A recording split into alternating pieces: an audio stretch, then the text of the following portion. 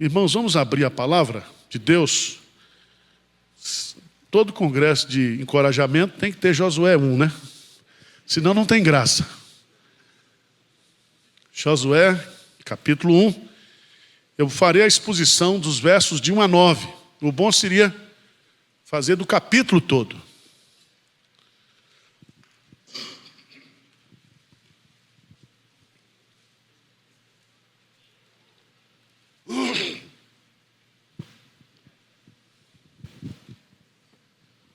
Sucedeu depois da morte de Moisés, servo do Senhor, que este falou a Josué, filho de Num, servidor de Moisés, dizendo: Moisés, meu servo, é morto. Dispõe-te agora, passa esse Jordão, tu e todo este povo, a terra que eu dou aos filhos de Israel. Todo lugar que pisar a planta do vosso pé, vos tenho dado, como eu prometi a Moisés. Desde o deserto e o Líbano, até o grande rio, o rio Eufrates, toda a terra dos heteus até o mar, grande, para o poente do sol, será o vosso limite. Ninguém te poderá resistir todos os dias da tua vida. Como fui com Moisés, assim serei contigo. Não te deixarei, nem te desampararei. Sê forte e corajoso, porque tu farás este povo herdar a terra que sob juramento prometi dar a seus pais. Então somente ser forte, muito corajoso, para teres o cuidado de fazer, segundo toda a lei que o meu servo Moisés te ordenou. Dela não te desvies, nem para a direita, nem para a esquerda, para que sejas bem-sucedido por onde quer que andares. Não cesses de falar deste livro da lei, antes medita nele dia e noite, para que tenhas cuidado de fazer segundo tudo quanto nele está escrito. Então farás prosperar o teu caminho e serás bem-sucedido. Versículo 9, vamos lá? Não te mandei eu, ser forte e corajoso.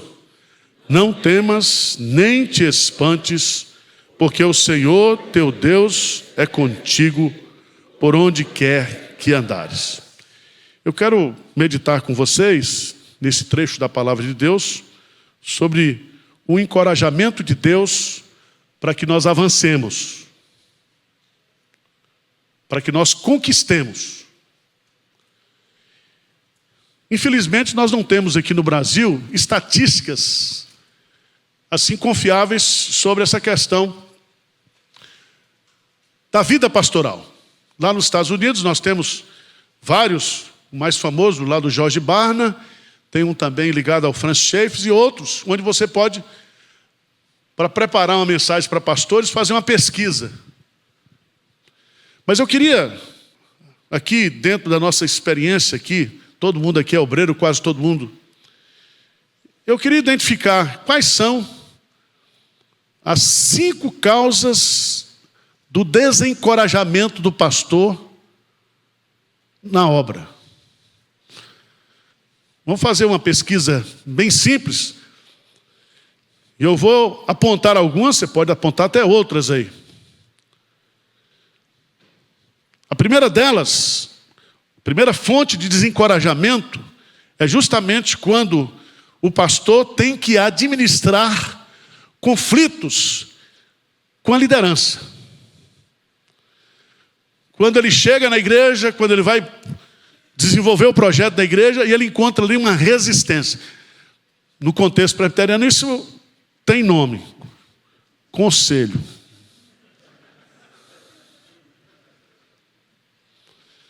Não estou falando do Conselho de Pinheiros, estou falando do de vocês.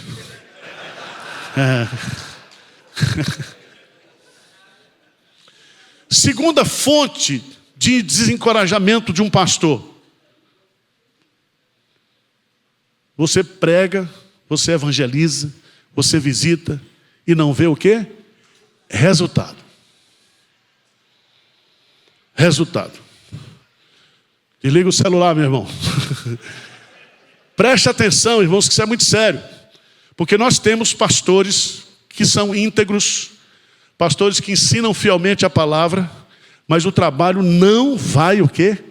Adiante. E às vezes o pastor acostuma com aquilo. Ele joga o assunto para a soberania de Deus, diz que se não está crescendo é porque Deus não quer. Deus é soberano. E eu digo que essa é uma das causas mais comuns, conversando com os pastores. Uma vez eu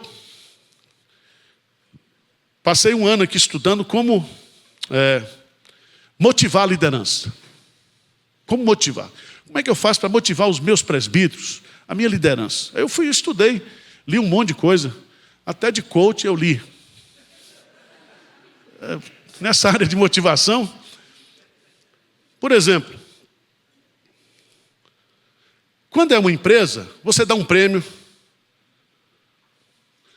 você paga uma viagem, né? Você tem formas de você compensar através da meritocracia, né, os seus funcionários. Você pode fazer isso. Mas na igreja não dá. Chegar para o presbitério, você vem 3 domingos seguidos, você folga. Dá? Eu vou sortear um carro no final do ano para o presbítero que mais visitar membro esse ano. Ia ter presbítero inventando visita igual pastor na reunião do presbitério, mas ia ter.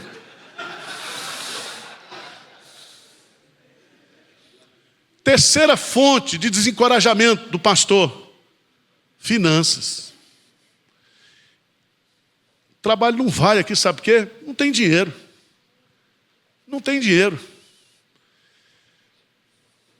Tá certo? E, geralmente, igreja do interior, tem um negócio que acontece muito em alguns campos, é que aquele dizimista que dá um dízimo, assim, a sustância, ele é transferido.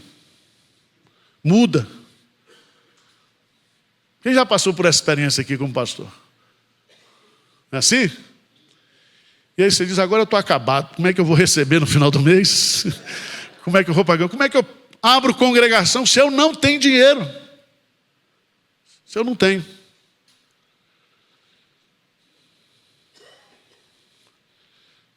Quarta fonte de desencorajamento é a própria pessoa. As suas crises pessoais, a sua autoestima, às vezes um problema de saúde.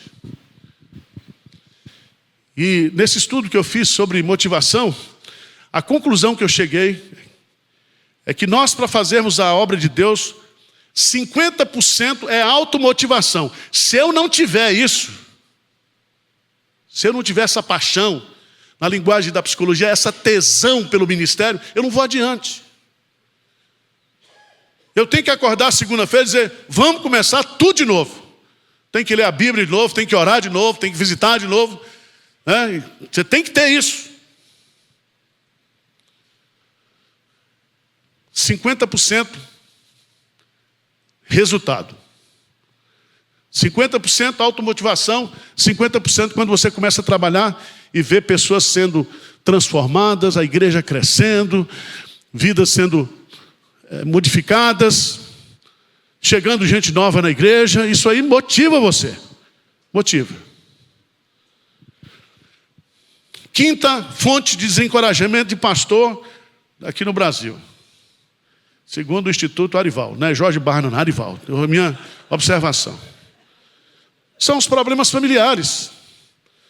Os problemas conjugais, os problemas com filhos. E envolve tudo isso.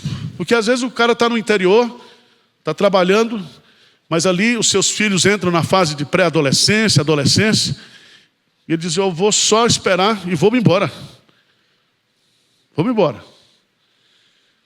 Eu não estou falando nem de problemas, assim, de filhos, porque muitas vezes, grande parte das decisões ministeriais, elas são sempre tomadas na questão da família. E o cara diz assim, quem não cuida bem da sua família, não pode cuidar bem da igreja de Deus. Está lá no pré-requisito para ser o quê? Presbítero.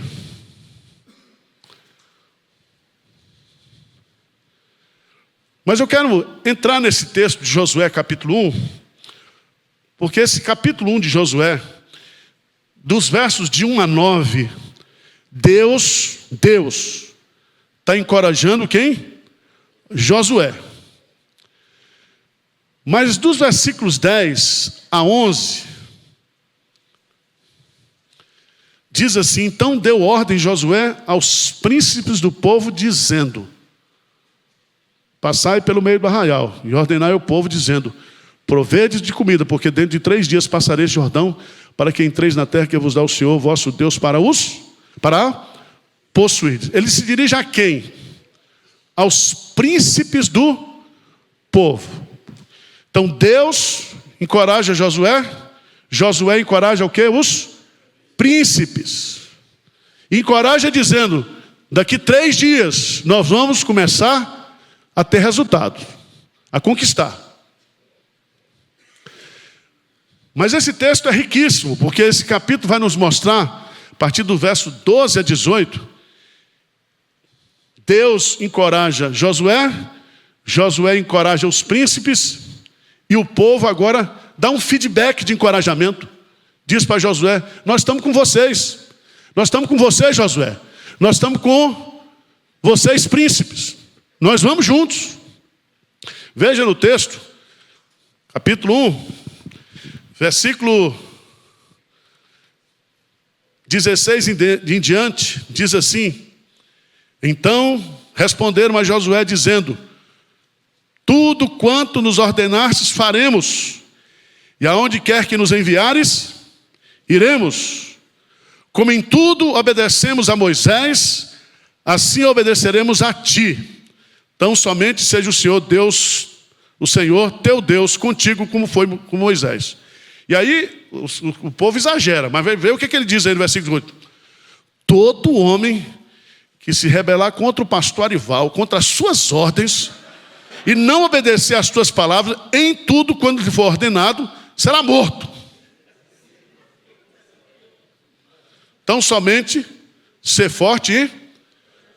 Veja que aqui tem uma cadeia de encorajamento. Nós precisamos do encorajamento de Deus.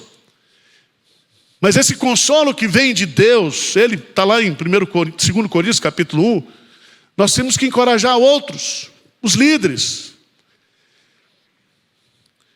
E os líderes então começam a trabalhar, e o povo diz: nós estamos juntos.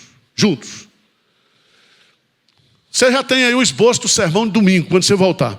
É só colocar a sua parte. Eu quero ficar só com a primeira parte. Porque nós viemos aqui para encorajar uns aos outros, sim. Mas nós precisamos também do encorajamento de Deus. Encorajamento de Deus. Aqui eu quero destacar alguns princípios. Em Josué capítulo 1, versos de 1 a 9. O primeiro deles é que os homens passam, mas a obra de Deus o quê? Continua. Continua. Não existe na obra de Deus nenhum pastor, nenhum líder que seja insubstituível. O único que é insubstituível é Cristo. E você dê graças a Deus quando você sair da igreja e o povo ainda fazer festa. Pode ser festa de alegria, pode ser festa de tristeza. E aqui nós precisamos entender uma coisa muito importante, é que eu, Arival, não posso ser cobrado por ministérios outros. Josué não pode ser aqui cobrado por algo que ele não realizou, ou estabelecendo a mesma comparação. Eu me lembro quando eu cheguei em 1996 aqui na Igreja de Pinheiros, eu fui para uma reunião na Igreja Unida, nós éramos do Presbitério Unido, e lá tinha uns presbíteros, aqueles presbíteros setentões, tudo paulistano, né, dizendo, entre eles, né, não tem mais pastor como antigamente. Nós já tivemos aqui José Borges dos Santos Júnior. Aí começou a citar assim uma pleiade de pastores ilustres. Certo? Aí eu encostei, né? Fiquei querendo saber onde ia dar aquela conversa. Aí um disse assim: você sabia que Pinheiros trocou de igreja? Trocou de pastor? Outro disse: estou sabendo. Diz que é um baianinho. Você imagina? A igreja que foi de Erasmo Braga, vinha agora um baiano tomar conta das igrejas. Aí eu entrei na conversa. Disse: meus irmãos, prazer em conhecer. Eu sou o baiano que chegou para a igreja de Pinheiros. Sabe por quê, gente? Jeremias colocou muito bem aqui. A pior coisa para o pastor é a comparação. Você não pode ficar comparando. Eu fico imaginando, por que Deus fez esse encorajamento? Porque Moisés era servo do Senhor. Olha que título. E quem era Josué? Servidor de Moisés. Então eu sou um servidor de um servo do Senhor. Então preste atenção, se Deus chamou você para o ministério, se Deus colocou você nesse campo de trabalho, Deus quer usar você. Não é o Tim Keller. Aliás, eu conheci o Tim Keller, ele esteve aqui no... Ele é muito humilde. O que atrapalha são os assessores e os puxa-saco.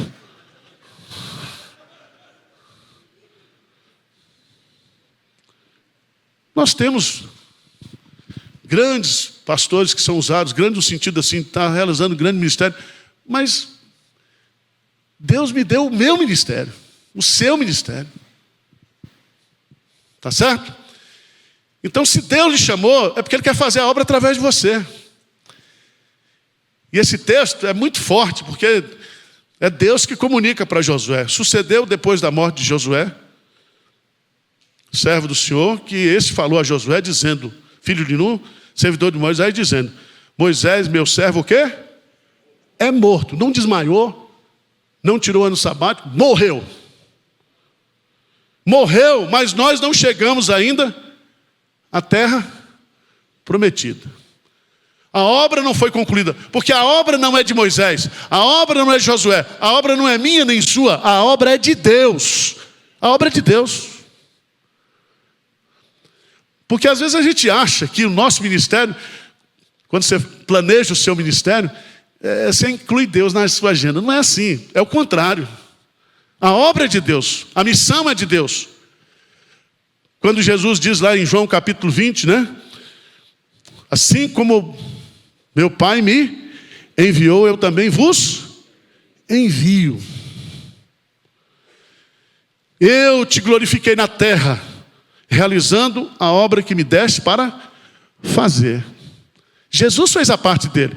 É a parte mais difícil, porque ele pagou o preço da redenção. Qual é o preço que nós temos que pagar? O preço da proclamação, da colheita, da semeadura. Então, o nosso trabalho é uma continuação da eleição antes da fundação do mundo, com a obra de Cristo, com o Pentecostes. E até Jesus voltar, essa obra será completada. Obra de Deus. Amém? Entenda isso. Entenda isso. Porque eu preguei um sermão sobre celebridade. Esse negócio de celebridade está uma doença na igreja hoje. O ministério do pastor fulano de tal. Você faz parte de que igreja? Não, da igreja do ministério do pastor fulano de tal, do apóstolo, não sei o quê. Vai acabar com isso, gente. Celebridade significa, sabe o quê? Idolatria. E a idolatria é como o pecado da feitiçaria, da desobediência. Porque tem muita gente hoje que conhece John Piper pelos vídeos. Ou ele veio aqui no Brasil, eu assisti uma vez, mas ele começa a seguir, ele começa a idolatrar. Ele começa a transformar, não por culpa do pastor, mas o nosso coração é uma fábrica perene o quê? De De ídolos. Nós precisamos tomar cuidado com isso, com a nossa autoestima. Eu me lembro aqui, vou contar de novo, vocês já ouviram. Estava aqui onde o pastor Marcos Severo estava sentado. Estava uma irmã aqui do lado, e o pastor Hernandes, pregando aquele famoso sermão dele, que eu já ouvi umas 15 vezes, toda vez que eu ouço eu choro, de 2 Timóteo, capítulo 4, prisioneiro Paulo. Deus deu o dom para ele da oratória. E a irmã estava do meu lado, a mãe chorando compulsivamente, olhou para mim, minha ovelha, disse assim: pastor Arival, o senhor é inteligente, mas o pastor Hernandes é muito mais.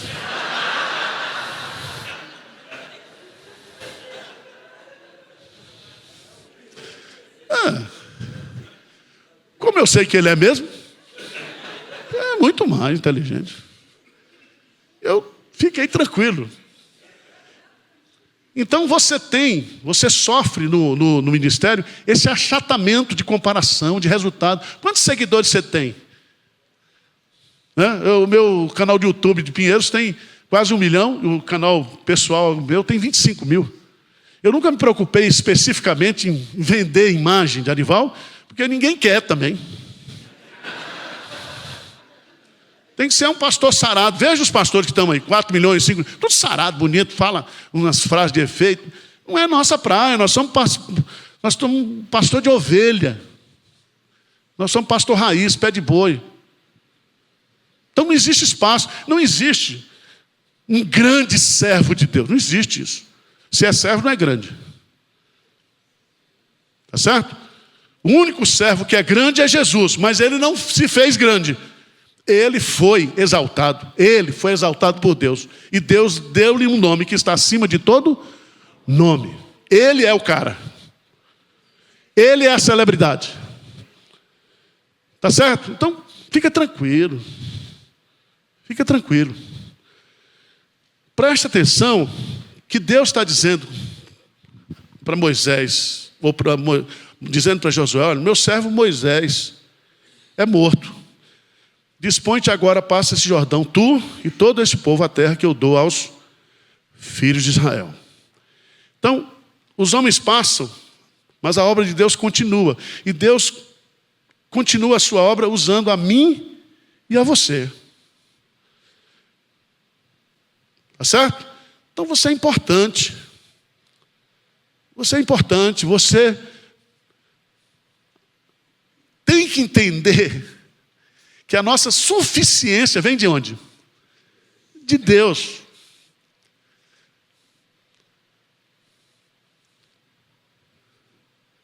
Mas o que eu acho interessante, em segundo lugar, aqui nesse texto, os homens passam, mas a obra de Deus continua. E continua, muitas vezes, usando o Zé Ninguém. Porque Moisés, nos seus primeiros 40 anos, ele se achava o libertador. Ele matou o egípcio. Então, os primeiros 40 anos foi a sua formação na universidade, sendo preparado na maior universidade da época, na maior cultura, dentro do Palácio de Faraó, para ser um estadista, para ser substituto de Faraó. Em outras palavras, ele seria um ídolo, um Deus. Mas a segunda fase dele, 40 anos, Deus mostrou para ele que Moisés não era o quê? Ninguém. E como é que Deus faz isso com um cara que estava sendo preparado para ser faraó? Veja a humilhação. O cara vai para o deserto trabalhar para o sogro. Olha que... Trabalhar para o sogro. Qual a profissão? Seria Uber, se fosse hoje. Foi criar o quê? Bode. Trabalhar lá no deserto. Irmãos, criar bode ainda é bom, mas criar bode no deserto deve ser um desafio imenso, né?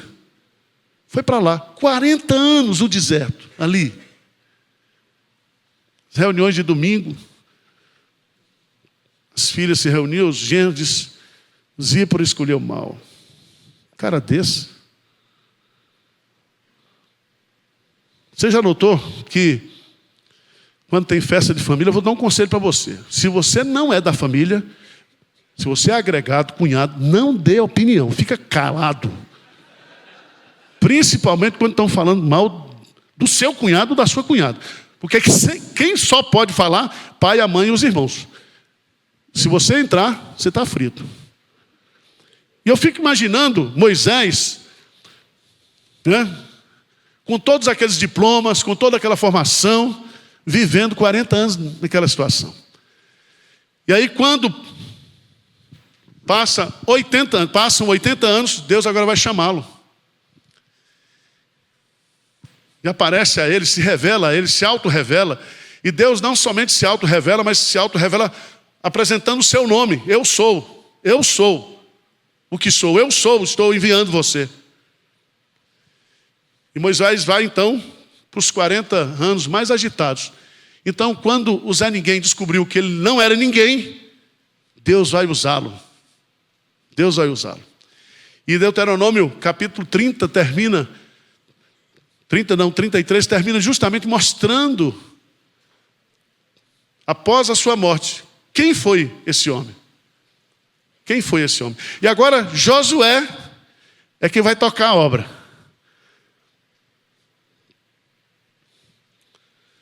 Segundo princípio que eu vejo aqui, é que a obra de Deus é tomar posse daquilo que Ele quer nos dar. Presta atenção. Nós precisamos entender isso aqui. Quando eu estudo os evangelhos, são 4, é um evangelho só na versão de 4 evangelistas. Ali foi o quê? Jesus plantou a igreja em Jerusalém. Reuniu seus discípulos e tal. Na sua ascensão tinha mais de 500 ou 600. Mas ele plantou. Ele deu treinamento. Ele realizou a obra de fundação da igreja, que foi a sua expiação, a sua ressurreição, a sua ascensão. O Evangelho mostra isso. Aí o Espírito Santo nos dá o livro de Atos, que é justamente quando todo aquele treinamento, toda aquela teoria que foi dada. Lembra que os discípulos nos evangelhos não conseguem orar 1 hora com Jesus. Depois vocês vão ver esses mesmos discípulos na ação missionária, jejuando, orando, porque eles foram colocar o quê? Em prática aquilo que eles haviam aprendido. A praxis. Esse é o tema de Atos. Eu vejo o livro de Josué como o livro de Atos do Antigo Testamento.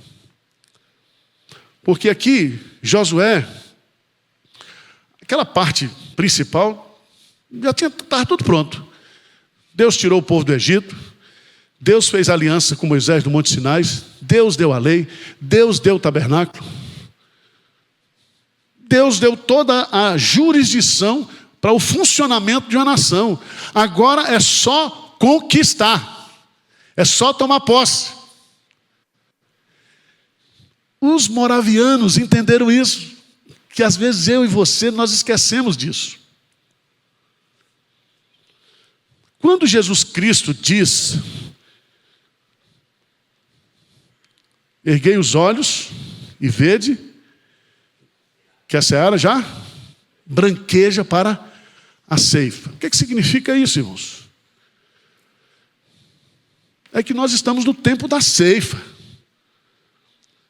E que a obra da redenção já foi feita.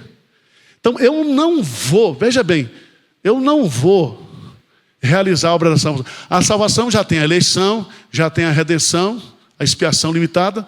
Agora nós só vamos o quê? Colher. Por isso que a gente confunde, quando a gente vai para a parábola do semeador, um planta, outro colhe. Mas nem o que planta, nem o que colhe alguma coisa, é o mesmo. Porque eu planto para você colher, você colhe naquilo que eu plantei. No sentido da proclamação. Então veja bem, O que os moravianos entenderam? Zizendorf, ele diz o seguinte: nós precisamos conquistar para o Cordeiro de Deus todas aquelas almas pelas quais ele já morreu. Lembra de João 10? Eu sou o bom pastor dá vida pelas suas ovelhas. Ele diz a outras ovelhas que não são desse aprisco: convém a mim o quê? Convém a mim o quê? Conduzi-las. Eu edificarei a minha igreja. Eu edificarei a minha igreja.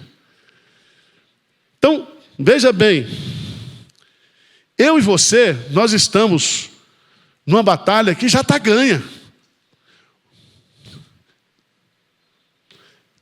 O que, se a gente fosse fazer uma transposição aqui do texto, ganhar ou conquistar terras prometidas aqui, a terra prometida, é uma dádiva de Deus. É Ele que vai nos dar. Lembra da oração sacerdotal? Nós somos presentes do Pai para o Filho. Aqueles que me destes são teus.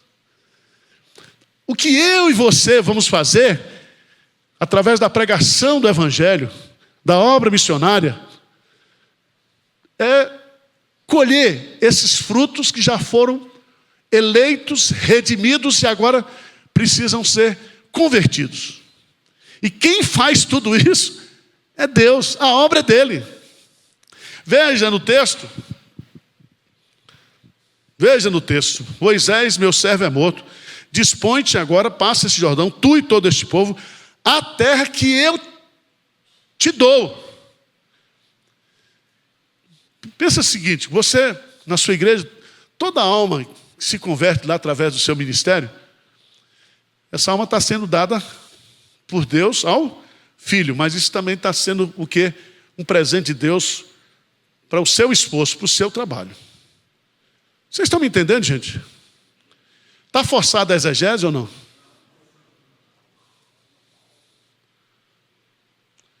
Lembra que quando Paulo queria desistir de pregar o evangelho em Corinto, Deus se manifesta a ele e diz: fale e não te cales, porque há muita gente, o que, nesta cidade. Ele está falando dos eleitos. Então coloca isso no seu coração. A obra missionária é uma obra de conquista. Nós vamos conquistar as almas que foram eleitas por Deus, que foram redimidas pelo Espírito Santo, por Jesus Cristo, e que serão persuadidas de forma irresistível pelo Espírito Santo. Pelo Espírito Santo. Spurgeon, ele diz assim: se eu não posso persuadir o pecador a se converter com a minha mensagem, eu vou então inverter, eu vou persuadir a Deus para que Ele converta. Para que Ele converta. Porque quem converte é Ele. Então esse negócio de ministério de sucesso, meus irmãos, o seu ministério é um sucesso porque você tem quantas almas você ganhou para Cristo, isso, tudo isso aí. Quando chegar lá no céu, a manchete vai ser outra. Vai ser outra. E tem gente que está achando que é alguma coisa aqui, quando chegar no céu, vai descobrir que a realidade é outra. Porque nós não trabalhamos para homens, nós trabalhamos para Deus. Ele é o dono da obra. Mas veja, a obra de Deus é tomar posse daquilo que Ele quer nos dar. Mas há 3 ou 2 exigências aqui. Primeiro, fé para avançar. Presta atenção, irmão. Se você não deseja conversões, você não terá conversões no seu ministério.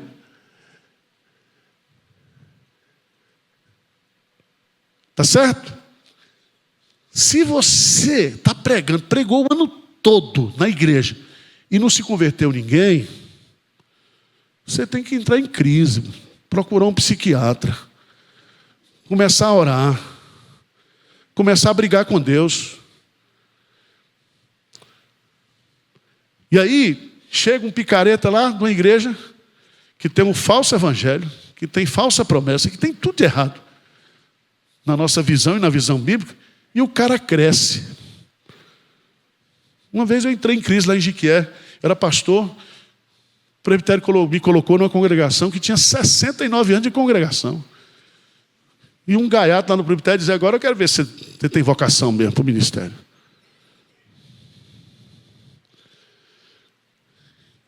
E era assim. Eu estava pregando lá na igreja, uma igreja sofrida, uma congregação, 69 anos de congregação, e eu via do meu lado aquelas igrejas crescendo, enchendo de gente. Um dia eu cheguei para Deus, se eu tenho a Bíblia, se eu tenho o Espírito Santo, se nós somos a melhor forma de governo,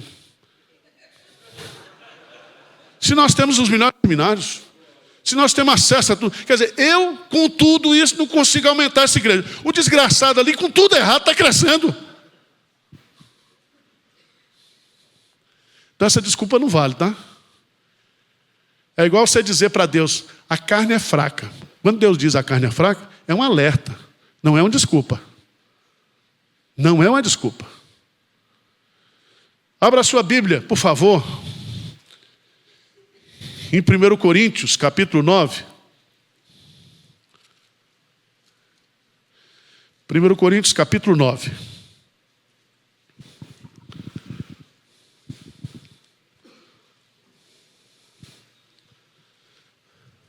Versículo 16, Paulo disse: se anuncio o evangelho, não tenho de que me gloriar, pois sobre mim pesa essa obrigação, porque ai de mim se não pregar o evangelho. Então nós temos que pregar, a tempo e fora de tempo.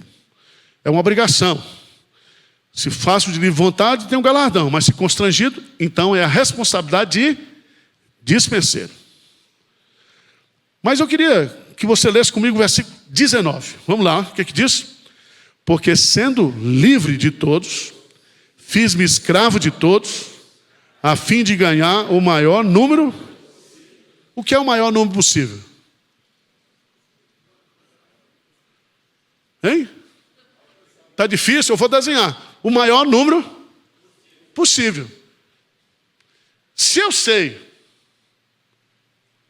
que ganhar a alma para Cristo é impossível para mim, humanamente falando, eu tenho que me agarrar com Deus e eu tenho que desejar que Ele me dê almas.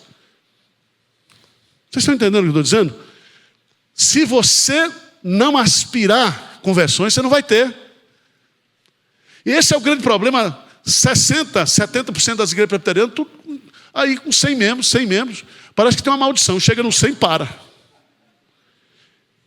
Tá bom, e aí vem uns professores de seminário e dizem assim: olha, mais de 100 membros você tem que arrumar um auxiliar, porque para você pastorear mesmo, 100 pessoas já é gente demais. Já pensou um negócio desse? Um irmão chegou no presbitério, a igreja dele tinha 15, virou 30. Ele disse: pastor, minha igreja dobrou esse ano. Eu falei: dobrou mesmo, mas está muito pouco. De 15 para 30. O presbítero aqui em Pinheiros gostava de ler ata. Ele fez uma história do centenário da igreja de Pinheiros.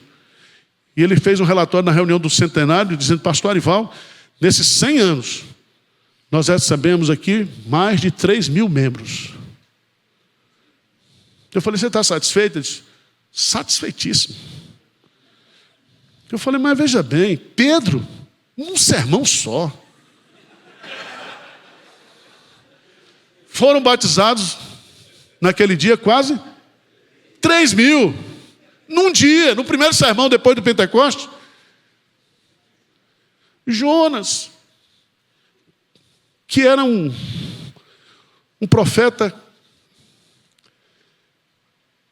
Não era picareta, não. Ele era um homem que a ideologia política dele, como tem muito pastor hoje, prevaleceu sobre a teologia. Ele era ortodoxo, mas o seu xenofobismo não admitia que Deus convertesse os seus inimigos. Tá certo?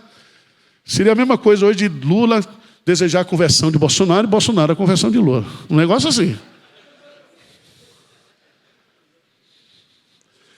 Eu quero chamar a sua atenção para o fato, meus amados irmãos, de que nós precisamos ter fé para avançar. Se Cristo já conquistou, o Senhor me dê aqui. Na Igreja Batista, o Senhor deu 1.000 esse ano, aqui só 10. Agora veja o que é que Deus diz aí, em Josué. Ele vai dizer assim: todo lugar que pisar a planta do vosso pé, vos tenho dado. Então significa que quanto mais você avança, mais você conquista. Tem gente que não gosta disso, chama isso de estatística, mas eu sempre falo: Senhor, eu queria receber esse ano aqui, pelo menos uns 600 membros novos, ou 1.000 membros, Senhor. A gente faz culto todo dia, tem um príncipe pregando.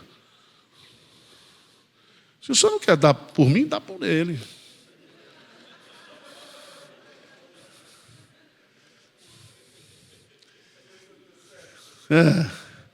Agora, se Deus quiser, até junho nós vamos receber 300 novos membros esse ano. Então, fica agora os 700 para o segundo semestre. Nós temos uma TV 24 horas no ar. Eu sei que depois vocês têm que mandar oferta para a gente, porque vocês estão recebendo muitos membros da sua igreja por causa da IPP TV. Por causa dos sermões do Augusto, né? Isso tem uma coisa ruim. Quando ele chega lá na igreja e vê que não é o Hernandes, ele fica desanimado. Vê que você não é Augusto. Sabe por quê? É idolatria. É a celebridade. Está entendendo como é que é? Não por culpa dos irmãos, eu estou falando pela mentalidade que nós estamos vivendo hoje. Mas eu e você precisamos desejar ardentemente ganhar o maior número possível. Esse possível está no andar de cima. Muitos são chamados, poucos são escolhidos. Muitos são chamados departamento de venda. Nós temos que tirar pedido. Quem aprova o cadastro é lá no céu. Departamento de cadastro. Vocês estão entendendo? Quanto mais a gente semear, a gente vai o quê? Colher. Então, se você está plantando igreja, filho, no interior, qualquer lugar que você estiver, e você acha que fazendo culto quarta-feira e culto aos domingos, sua igreja vai crescer? Não vai.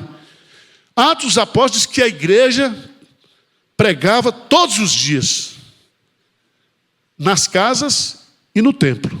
Pregava todos os dias.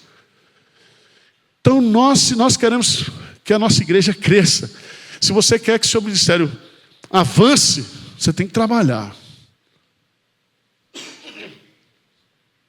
Segundo, fé para avançar, fé nas promessas de Deus. Veja o que é que Deus diz aí. Todo lugar que pisar a planta do vosso pé, vos tenho dado. Passado, tá? Como eu prometi o que a Moisés. O que eu me coloco isso aqui? Me coloca de que eu preciso de fé para avançar, mas eu preciso ter fé também nas promessas de Deus. Eu gosto muito de Isaías 53, quando diz que Jesus Cristo, depois do servo sofredor fazer a sua obra, diz, e ele viu o penoso trabalho de sua alma e ficou o quê? Satisfeito. O que traz satisfação no céu? O que traz alegria no céu? Hein? Almas. Meu irmão, reveja um assunto do seu ministério. Você está gastando muito tempo com um crente que não vai para frente. Tem uns crentes na igreja, que eu nem sei se são crentes. Eles acham que o pastor é deles. Delivery. Ligou, vem. Tem crente que está na igreja, há 20 anos, 30 anos, 40 anos. O cara não amadurece, não vai para frente. E eles ficam lhe sugando, lhe criticando, e fazendo isso, fazendo aquilo. Reveja isso. Porque se o que dá alegria ao meu Senhor e meu Salvador são almas arrependidas, ovelhas também que se arrependem, isso faz parte do pastoreio, mas faz parte também da pregação do Evangelho. Fé nas promessas de Deus. Então, primeiro princípio, os homens passam, mas a obra continua. Segundo princípio, a obra de Deus é tomar posse daquilo que Ele quer nos dar. Nos dar. Terceiro, presta atenção, a obra de Deus avança de forma o quê? Irresistível.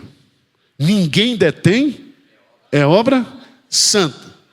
Não tem legislação de governo, não tem ideologia, não existe nada.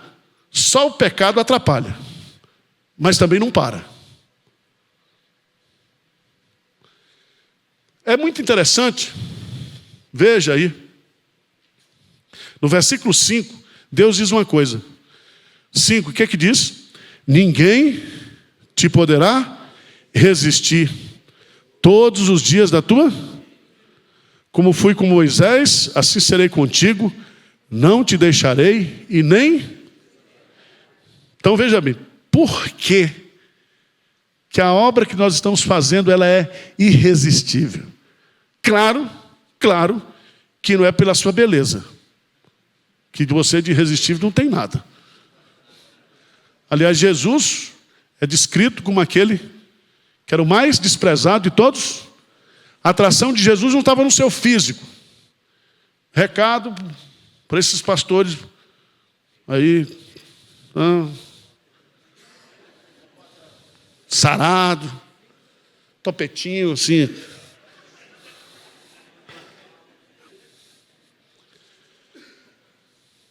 Presta atenção nisso. Por que nós somos irresistíveis? 3 razões ele vai dar no texto. Ele vai dizer, primeiro, porque eu serei contigo. Se Deus é por nós, quem? Segunda coisa, não te deixarei. Não te deixarei. Eu estou mandando você ir, eu estou mandando você avançar, mas eu estou com você. Então, irmãos, Deus com a gente, nós somos maioria. Deus com a gente, nós somos ousados. Deus com a gente, nós vamos avançar. Não importa o que os outros estão pensando, se as pessoas estão julgando você, julgando sua motivação, julgando seus propósitos. Quem não julga é o Senhor. Paulo chegou um momento da sua vida que ele diz, olha, eu não vou ficar mais discutindo com vocês.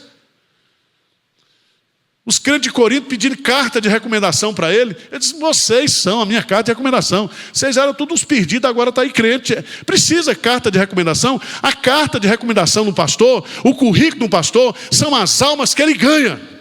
Não são os diplomas universitários que ele tem. Não são. Então vamos ganhar almas. Vamos ganhar almas. Quantas, pastor? O maior número possível. Quantas o Senhor quiser me dar. Mas que eu vou para cima, eu vou. Que eu vou para frente, eu vou. Serei contigo, não te deixarei. E vai dizer aqui, e nem te desampararei. Irmãos, isso é... Eu fui negociar com a compra da casa do lado aí, sem um tostão. E o cara falando em 20 milhões, eu falei, eu dou 12. Mas não tem uns 12. E se ele fechasse? Deus vai mandar. Na hora que Deus quiser dar essa casa, vai dar. Vai dar. Então é o seguinte, o pastor Jeremias enfatizou aqui, irmão. Essa desculpa de dinheiro como empecilho do crescimento da sua igreja, do seu ministério, do seu envolvimento com missões, é uma desculpa esfarrapada. Porque se você sair para pregar, a Bíblia diz, esses sinais acompanharão os que creem.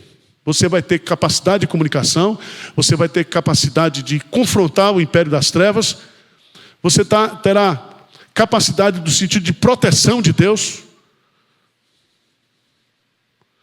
você terá a capacidade de levar o evangelho não somente pelo falar, mas pelo ver, porque Deus fará transformações, mudanças claras na vida das pessoas.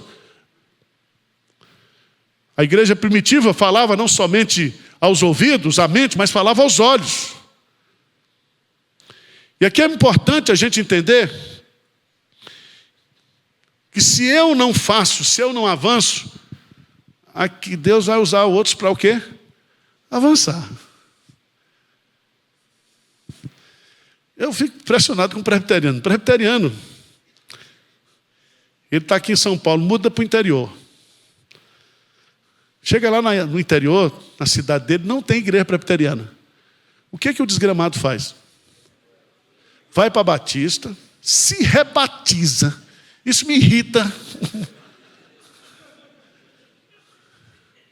E se torna membro da igreja. Hoje eu não sei, mas antigamente os assembleianos, o pessoal da Cristã do Brasil, onde eles chegassem, se não tivesse uma igreja, eles começavam uma. Está no DNA. Então nós precisamos resgatar isso, porque nós somos uma igreja missionária, nós somos fruto da obra missionária, do avivamento que aconteceu nos Estados Unidos. Mas eu quero concluir. Os homens passam, mas a obra continua. A obra de Deus é tomar posse daquilo que Ele quer nos dar. Quanto mais alma você quiser, quanto mais avanço você quiser, se você tiver fé, se você crer nas promessas de Deus, seu ministério vai avançar. Terceiro, a obra de Deus avança de forma irresistível, porque Ele está conosco, Ele não nos deixa, Ele não nos desampara. Tudo que nós precisarmos de recursos, Deus vai mandar. Quarto lugar, a obra de Deus é bem sucedida quando seguimos as estratégias de Deus. Esse assunto, estratégia e metodologia, está muito batida hoje nas igrejas, principalmente quando se fala de crescimento da igreja.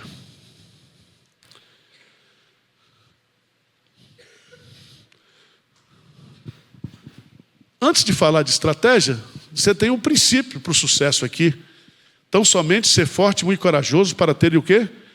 Cuidado de fazer segundo toda a lei que meu servo Moisés ela não te desvie nem para a direita, nem para a esquerda, para que sejas bem-sucedido por onde quer que andares. Presta atenção que a igreja avança não do meu jeito, mas do jeito de Deus.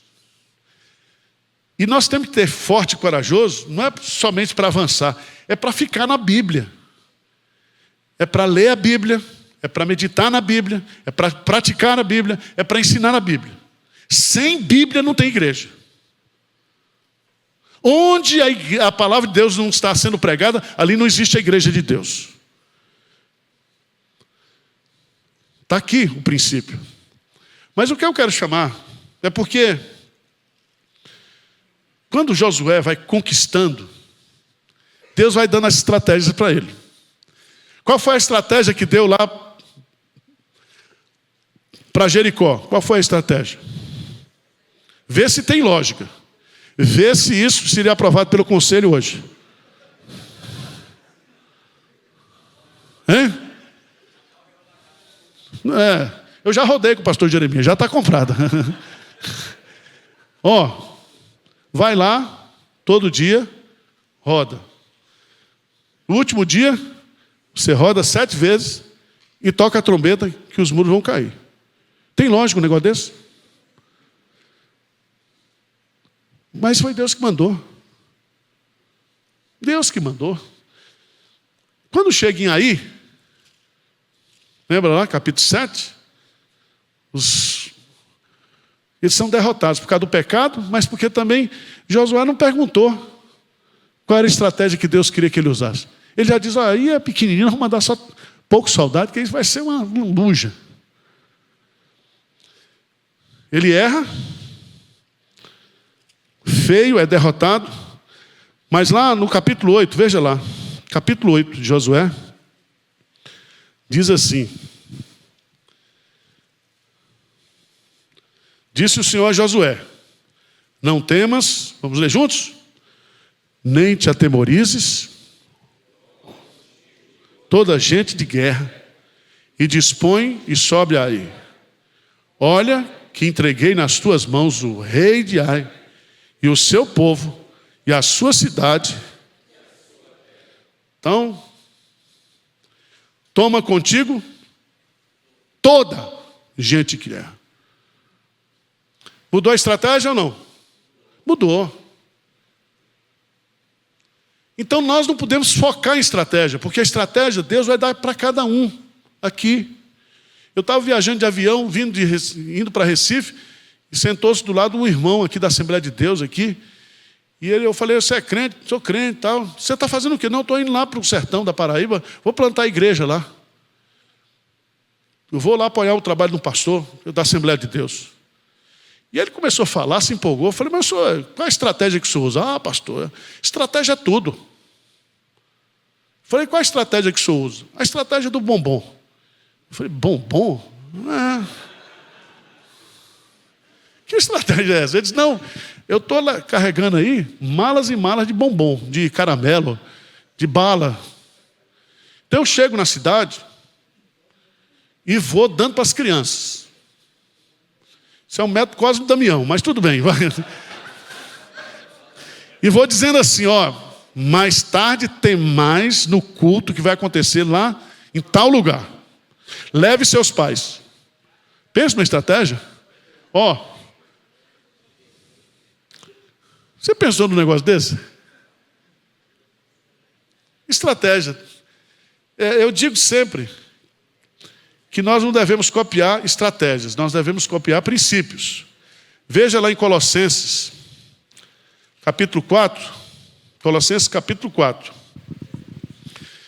10 passos para se plantar uma igreja. Não vá não, que é fria. Não vá não.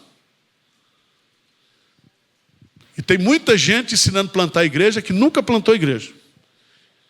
Ele é missiólogo. Missiólogo é o teórico de missões, o que pensa missões na teoria. Mas tem um missionário, que é aquele que está no campo. Somos nós aqui. Eu leio os negócios de Ronaldo, porque Ronaldo é um mix. Ele é missiólogo e ele é missionário. Aí o cara comigo tem tudo. Porque quando ele fala de algo que ele viveu. Viveu. Colossenses capítulo 4, o apóstolo Paulo diz, perseverai na oração, vigiando, versículo 2, com ações de graça, suplicai ao mesmo tempo também por nós, para que Deus, olha que coisa linda, para que Deus nos abra a porta à palavra, a fim de falarmos do mistério de Cristo, pelo qual também estou algemado, para que eu o manifeste como eu devo fazer. Uma tese que eu provo aqui é que Paulo não sabia como plantar a igreja. Sabe o que Paulo sabia? Entrar nas portas que Deus o quê? Abria. Ele está preso. Ele não está pedindo para Deus abrir a porta da prisão. Ele está dizendo, abra a porta para eu falar do Evangelho. Em outras palavras, quando você copia metodologia, o que dá certo na 8ª igreja não dá certo aqui em Pinheiros. Não dá certo lá no seu campo. Então você fica lendo. Toma cuidado. Eu vi numa favela, num barraco assim, igreja pentecostal com propósito, sede universal. Eu falei, isso aqui é otimismo.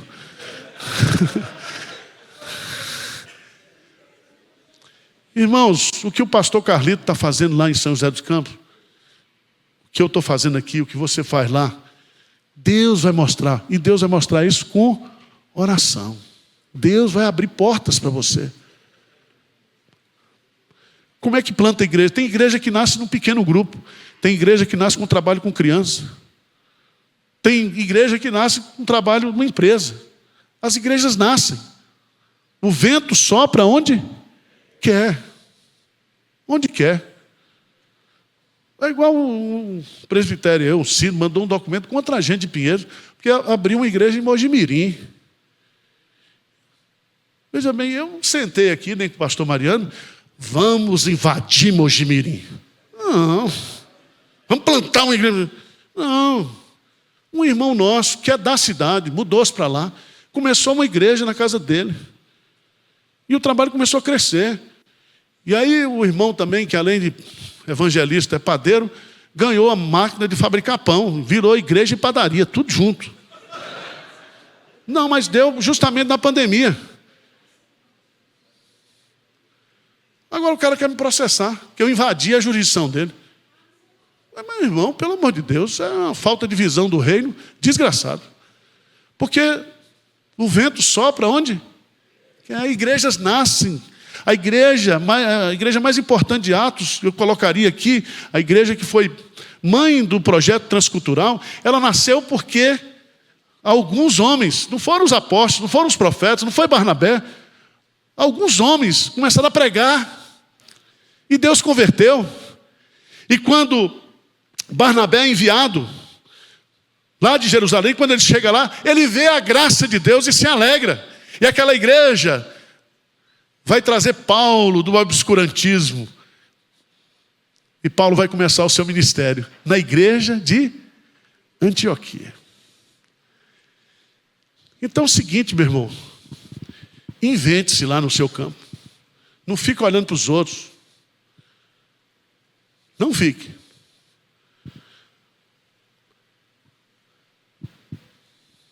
Deus vai dar estratégia para você. Deus vai mostrar. Senhor Deus, como é que eu entro aqui? Como é que eu faço aqui? Né? Você vê que os condomínios estão aí. Como é que eu entro nesse condomínio? Tem que arrumar um crente que mora lá, porque eu não posso entrar. Agora, se um crente que está dentro desse condomínio, cheio de segurança, ele começar um pequeno grupo na casa dele, aí vai nascer uma igreja. Deus vai dar estratégia. E não adianta você querer viver a experiência do outro. Eu li a biografia do pastor lá da igreja com propósito.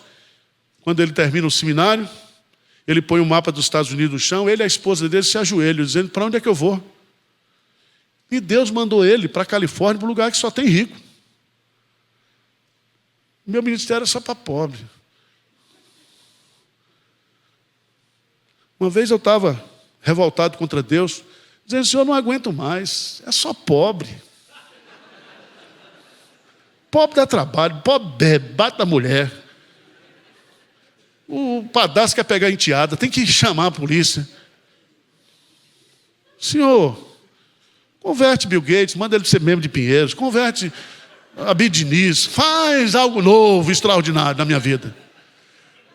Aí fomos abrir, a Ademir deve ter lembrado, a gente começou uma igreja lá no Pacaembu, na Rua Tupi, alugamos um sobrado, colocamos um piano de carro, cadeira almofadada, tudo isso que a gente inventa, né?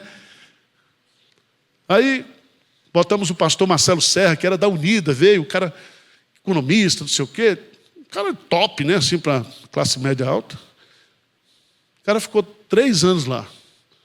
Moral da história, não converteu um rico. Só convertia pobre que trabalhava na casa dos ricos. Eu falei, senhor, o senhor está de brincadeira comigo. Porque a igreja, irmãos, não é do jeito que você quer. É do jeito que Deus quer. É Ele que dá o crescimento, é Ele que faz avançar. Então, para de sofrer. Essa sofrência sua aí, achando que você não tem valor, que você está... Já foi falado muito aqui, para de ser narcisista, para de se colocar como vitimista. Vamos trabalhar com fé, com esperança, porque Deus vai dar.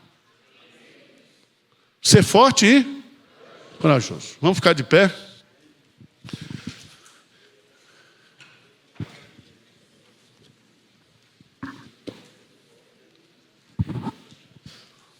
Vamos orar? Pedir a Deus graça. Pedir a Deus sabedoria. Pedir a Deus que Ele nos dê coragem. Receba o encorajamento de Deus nessa tarde. Prepare-se para encorajar os seus líderes. Chame a sua igreja para que haja uma palavra da igreja de encorajamento para você e a liderança. Ninguém avança sem o consolo do Espírito, sem o encorajamento. Nós precisamos. É o oxigênio do nosso ministério, o encorajamento. Se você veio aqui e vai voltar no próximo, se você não dobrar o número de membros da sua igreja, crescer, você vai ser demitido. Tá certo? Agora, se você não quer avançar, pede logo hoje. Hoje. Eu fiquei irritado com os pastores que fecharam a igreja na pandemia e depois que voltaram pediram férias. Não, pense num negócio desse. Não é uma vergonha? Muitos que fecharam a igreja voltaram agora, os crentes não estão voltando, as igrejas estão morrendo. Sabe o que é isso? Juízo de Deus. Por preguiçoso. Porque as ovelhas precisavam mais da gente na pandemia. Os médicos da sua igreja arriscaram a vida, as enfermeiras, para salvar a vida humana. Nós temos que salvar o quê? Quantas dessas 600 mil que morreram, que a gente não sabe foi de Covid, que foi para o céu? Ou foram para o céu? Então nós precisamos entender o nosso ministério. Senhor Deus, nós não queremos ser melhor do que ninguém, porque não somos. O Senhor não tem filho predileto. Não somos órfãos, somos tua família. Família que está aqui na terra, família que está no céu. E por essa causa, nós dobramos os nossos joelhos aqui, Senhor. E pedimos que o Senhor venha avivar o nosso ministério. Reacender a chama do nosso ministério, a paixão pelo ministério. E haja, ó Deus, uma disposição, uma intenção no meu coração de ganhar o maior número possível de eleitos, Senhor. De colher almas para o Senhor, vidas para o Senhor, de ganhar o maior número possível. Venha tirar do nosso coração todo espírito de derrota, de fracasso, de desânimo. E, ó Pai, que a gente possa olhar para o fracasso como uma maneira errada de fazer. Porque cada fracasso tem que nos ensinar, nos mostrar que nós possamos nos render a Ti completamente. Nós oramos em nome de Jesus. Amém, Senhor. Amém.